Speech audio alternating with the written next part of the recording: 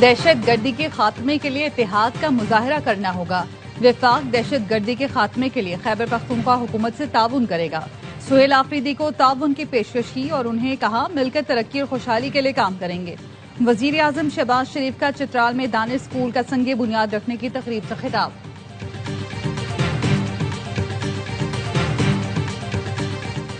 پی پی آزاد کشمیر میں وزیر اعظم کے نام پر اختلافات تاحال برقرار۔ پی پی قیادت آزاد کشمیر پارلیمانی پارٹی کی گروپنگ ختم کرانے میں ناکام۔ ذرائع کا کہنا ہے پیپلز پارٹی آزاد کشمیر کی پارلیمانی پارٹی کا اجلاس بے نتیجہ ختم ہو گیا۔ پارلیمانی پارٹی کے دھڑوں کا اپنے امیدوار کی حمایت کی دستبرداری سے انکار۔ پارلیمانی پارٹی سردار یعقوب لطیف اکبر چودھری یاسین کے دھڑوں میں تقسیم۔ پی پی قیادت پارلیمانی پارٹی کو وزیر اعظم کے نام پر قائل نہ کر سکی۔ وزیر اعظم آزاد کشمیر کے امیدوار کا فیصلہ پی پی قیادت اب خود کرے گی۔ پی پی قیادت کی جانب سے مظفر آباد میں وزیر اعظم کے نام کا اعلان متوقع۔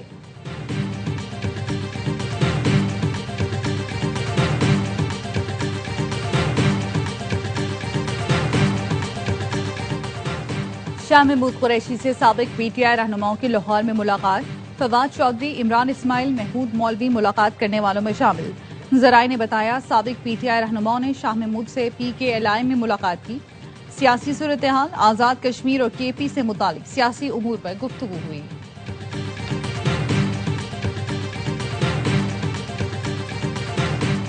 اور کالعدم ٹی ایل پی کے ٹکٹ ہولڈرز کا تحریک لبیک سے لا تعلقی کا اعلان۔ جنوبی پنجاب سے کالعدم ٹی ایل پی کے سابق ٹکٹ ہولڈرز کی پریس کانفرنس۔ کہا پاک افواج نے کچھ ماہ قبل دشمن بھارت کو شکست دی۔ دشمن پاکستان کے خلاف پراکسی جنگ لڑ رہا ہے۔ ٹی ایل پی نے ایسے لانگ مارچ کی کال دی جس سے دشمن کے بیانیے کو تقویت ملی۔ اور دوسرے T20 میں پاکستان کا جنوبی افریقہ کے خلاف ٹاس جیت کر فیلڈنگ کا فیصلہ۔ شاہین آفریدی کی جگہ سلمان مرزا قومی ٹیم میں شامل۔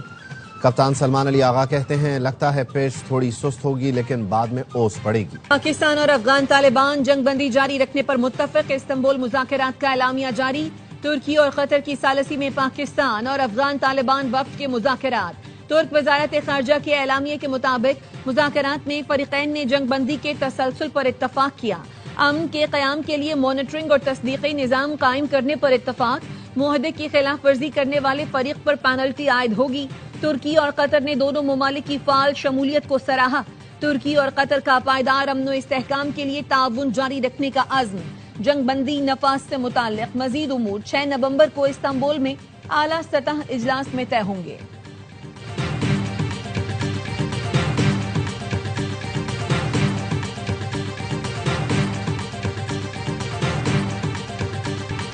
کابل کو پاکستان میں امن کی ضمانت دینا ہوگی۔ کالعدم ٹی ٹی پی یا بی ایل اے کی پشت پناہی ختم کیے بغیر تعلقات بہتر نہیں ہو سکتے۔ وزیر دفاع خالد آصف کی میڈیا سے گفتگو۔ کہا مذاکرات کا ایک اور راؤنڈ 6 نومبر کو ہوگا جس میں معاہدے کا طریقہ کار طے کیا جائے گا۔ ثالث ہمارے مفادات کی مکمل دیکھ بھال کریں گے۔ ہمارا ایک ہی مطالبہ ہے افغانستان سے دراندازی مکمل بند ہو۔ اگر یہ سلسلہ نہ رکا تو افغانستان کے لیے گھاٹے کا سودا ہوگا۔ موجودہ حکومت اور اسٹیبلشمنٹ کے مقاصد ٹارگٹ ایک ہے۔ ملک میں ہائیبرڈ نظام اب کام کر رہا ہے۔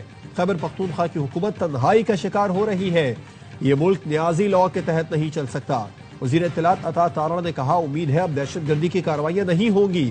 اب سارا بوجھ افغان طالبان رجیم پر ہے۔ اگلے اجلاس تک صورتحال کی نگرانی ہوگی۔ اس دوران دہشت گردوں کی کوئی کارروائی ہوئی تو افغان طالبان رجیم کو جواب دینا ہوگا۔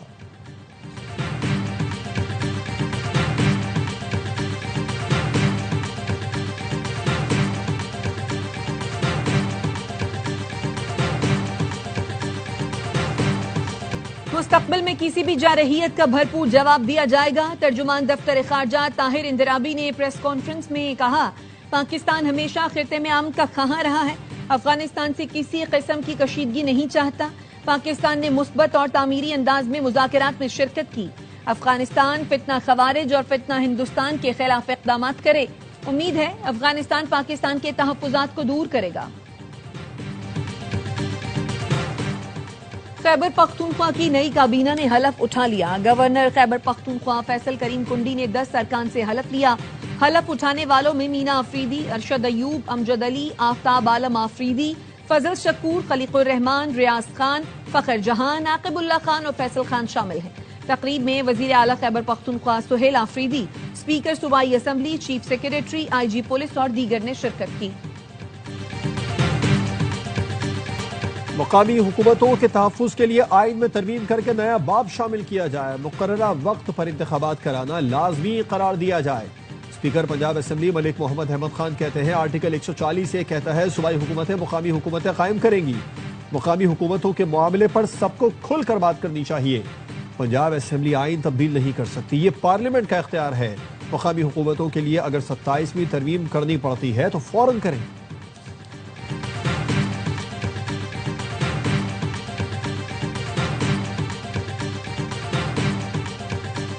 پنجاب حکومت نے بلدیاتی انتخابات کے لیے 4 ہفتوں کا وقت ناکافی قرار دیا۔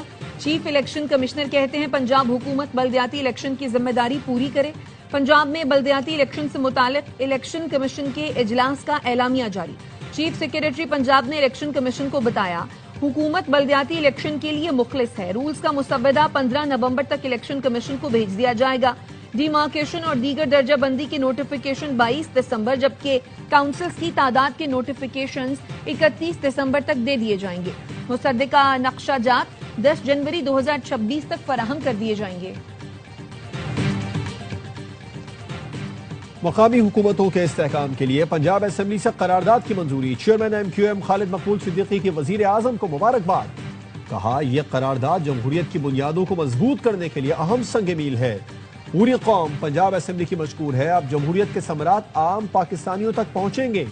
وزیر اعظم شہباز شریف نے خالد مقبول کا شکریہ ادا کیا اور نیک تمناؤں کا اظہار کیا۔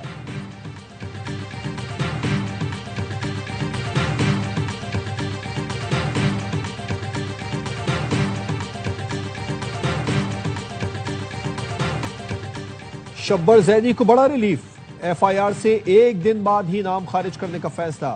ایف آئی اے کراچی نے شبر زیدی کو مقدمے سے خارج کرنے کی منظوری کے لیے خط لکھ دیا۔ سی کلاس ہونے سے شبر زیدی اور دیگر ایف بی آر افسران کے خلاف مقدمہ خارج ہو جائے گا۔ رپورٹ عدالت میں جمع کرانے کی ہدایت جاری کر دی گئی۔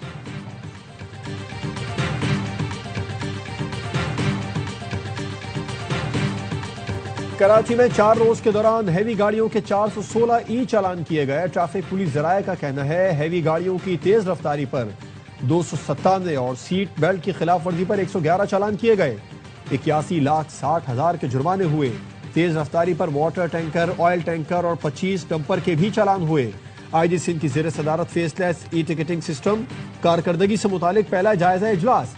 آئی جی کی صوبے میں بغیر نمبر پلیٹ چلنے والی گاڑیوں کے خلاف سخت کارروائی کی ہدایت۔ کہا ہمارا اصل مقصد ٹریفک حادثات کی روک تھام اور نظم و ضبط کو یقینی بنانا ہے۔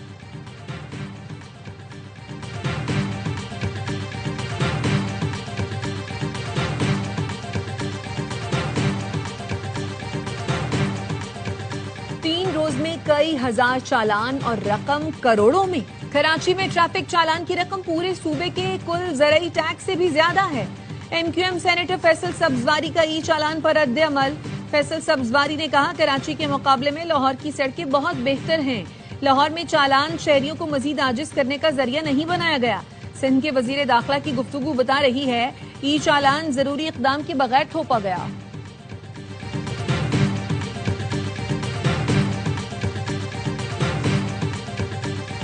Peoples Party greater Karachi plan 2047 تیار کر رہی ہے۔ وزیر بلدیات سید ناصر حسین شاہ کا کہنا ہے منصوبہ شہر کی ضروریات دیکھتے ہوئے بنایا جا رہا ہے۔ ماضی میں ہمارے پاس کراچی کے لیے کوئی جامع پلان نہیں تھا۔ کراچی کے لیے مگرمچھ کے آنسو بہاتے ہیں، فنڈز نہیں دیتے۔ سابق میئر وسیم اختر نے اے آر وائی نیوز سے گفتگو میں کہا کراچی کے مسائل کے حل کے لیے انتظامی یونٹ بننا ضروری ہے۔ 40 سال میں یہ ناکام ہو گئے مگر کہتے ہیں مقابلہ پیرس سے ہے۔ مرسوں کے پریشر سے کچھ الگ کرنے کا وقت ہے۔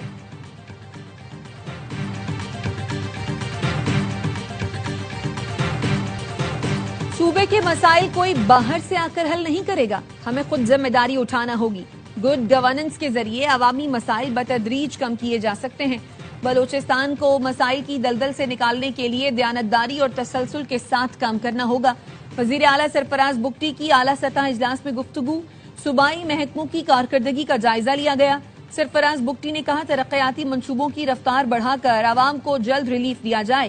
بلوچستان کی ترقی اچھی حکمرانی اور پالیسیز کے مؤثر عمل درآمد سے ہی ممکن ہے۔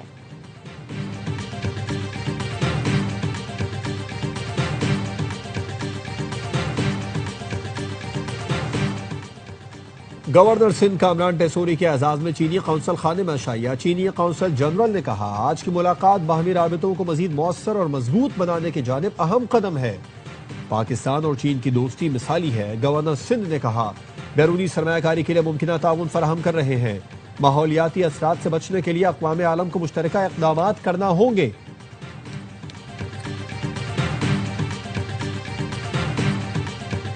بیرون ممالک سکھوں کو نشانہ بنانے کے لیے را کے مجرمانہ نیٹ ورک کا ایک اور وار۔ سفاک مودی بھارت سمیت دنیا بھر میں ریاستی سرپرستی میں سکھوں کے قتل عام میں مصروف۔ بین الاقوامی کمپنی کینم انٹرنیشنل کے صدر اور سکھ رہنما درشن سنگھ سہسی کو کینیڈا میں فائرنگ کر کے قتل کر دیا گیا۔ ابتدائی تحقیقات کے مطابق قتل میں بھارتی خفیہ ایجنسی را کے ملوث ہونے کا ہوشربا انکشاف۔ حملے میں وینکوور میں بھارتی کونسل خانے کے عملے کے ملوث ہونے کی بھی اطلاعات۔ را کی اس گھناؤنی سازش نے کینیڈا کی قومی سلامتی کو سنگین خطرات سے دوچار کر دیا۔ علیحدگی پسند تنظیم سکھ فار جسٹس کا کینیڈا میں ملک گیر احتجاج کا اعلان۔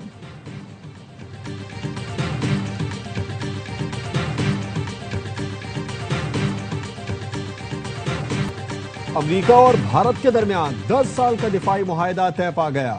امریکی وزیر جنگ پیٹ ہیگسیت کا کہنا ہے کہ یہ فریم ورک علاقائی استحکام اور دفاعی ڈیٹرنس کے لیے سنگ بنیاد کی حیثیت رکھتا ہے۔ ایکس پر لکھا معاہدہ بھارت اور امریکہ کے درمیان دفاعی شراکت میں پیش رفت ہے جو علاقائی سلامتی کا سنگ بنیاد ہے۔ دونوں ممالک تعاون، معلومات کی شیئرنگ اور ٹیکنالوجی میں شراکت بڑھائیں گے۔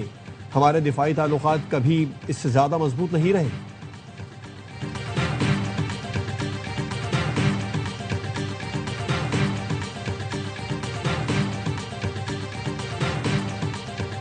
اسرائیل کی غزہ میں جنگ بندی کی خلاف ورزیاں جاری، صہیونی فورسز کا خان یونس پر پھر حملہ۔